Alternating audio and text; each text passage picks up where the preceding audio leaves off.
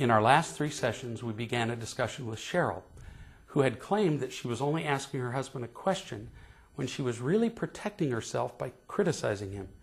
She agreed that protecting herself all her life had never produced a feeling of peace or love or happiness, which is what she really wants in her marriage.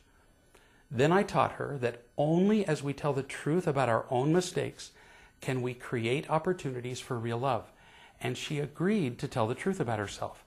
She turned to Howard, and I suggested that she say, "Howard, when you brought me the taxes, I was completely ungrateful." She began to argue with me, but I reminded her that in all her 35 years of dealing with people her way, she had never found the happiness she wanted. She agreed with that, but she still had a little fight in her. She said this: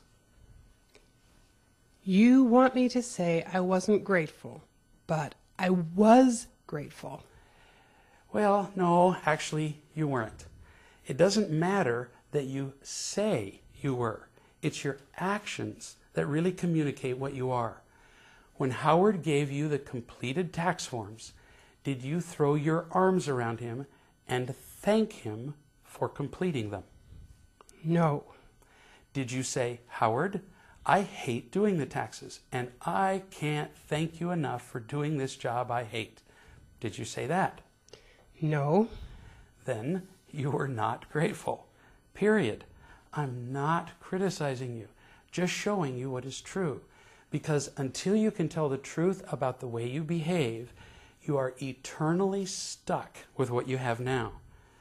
And I don't think you really want that. I'm having a very hard time saying this to Howard. The phrase "very hard time" almost always means that you're afraid. Afraid of what? That he'll keep using me. If I say that I'm ungrateful, he'll use that against me. How do I lose my fear of being used? Beautiful honesty. You acquired your fears through extensive past experience. You were used and hurt by a lot of people, so you have formed the judgment that it will keep happening over and over. So you believe you have to keep protecting yourself.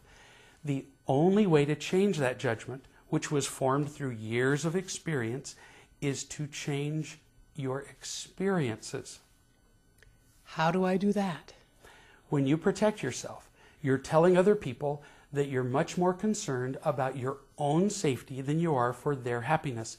You're telling them you don't love them unconditionally, and they feel it.